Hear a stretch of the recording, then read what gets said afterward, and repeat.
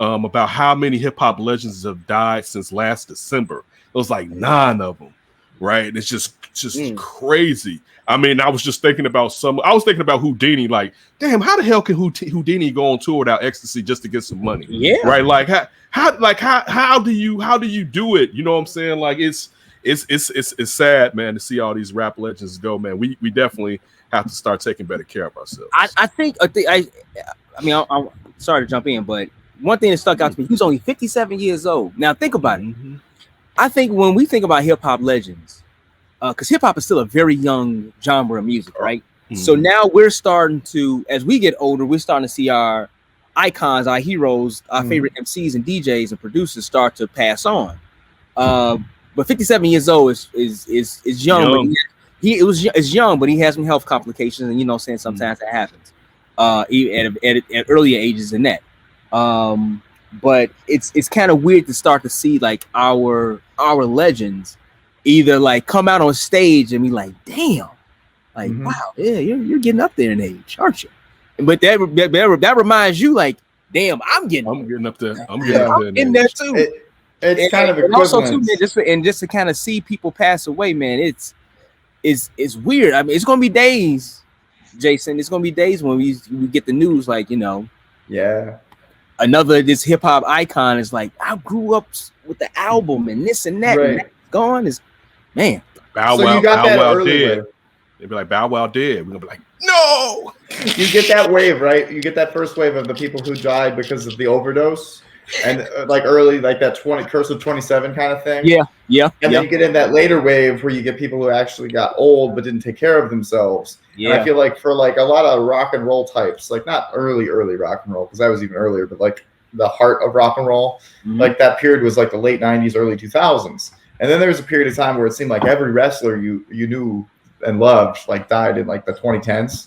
Yep. But because that was just the age, that 40 to 60 range. So that's where everybody was. And now we're there with like the 80s hip hop legends, early 90s hip hop legends even. Yeah. They're getting up to that point. So yeah, I think it is going to be one of those things where it's just like another one. Because I remember the one that stands out for me because he's the most famous person I've probably ever met and talked to face. But Phife dying almost exactly a year to the day when I met him on Lawrence's show. And was there with Ethan Shaw and took the photo for Ethan, but I was trying not to fanboy, so I'm the intern and I say no. And I was like, Ethan, no one's gonna believe me that I actually met Phife. He's like, I'll go to the death for you. And I still have that photo. You did a good job. I'll take that to my grave. So shout out to Ethan Shaw as well. I gotta say something. I gotta say something I never said on air before, right? So I was in Atlanta this one time, right? Another one of these Atlanta stories from Ken. Oh man, I was listen. I was big time. I was big time in my head. I was an urban legend in my head at the time, right? I was an urban legend in my head, right? I was doing it big at this moment in my life, right?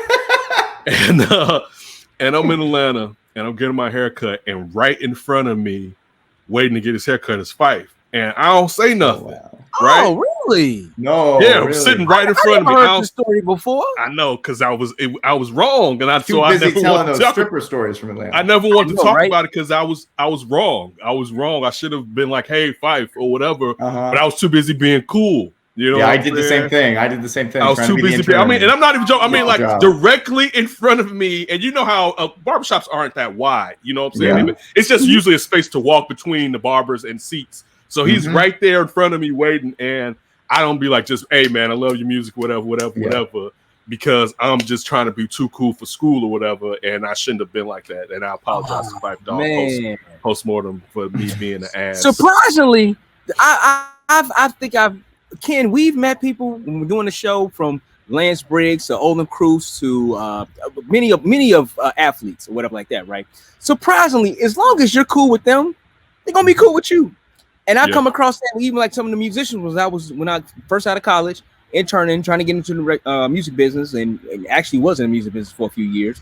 Was doing that. I came across quite a few people, and as long as you like respectful and cool to them, just like, hey, brother, I love what you do. They can be like, hey, thanks, and keep it pushing, man. You can talk to. I can't remember if I ever came across somebody that was an ass. I don't think I've ever really come across a celebrity. Dude, I've made Subway sandwiches on the West Side for Crucial Conflict. It's Crucial Conflict. And they probably made Subway sandwiches too. I'm an ass. I apologize. They were really nice to me.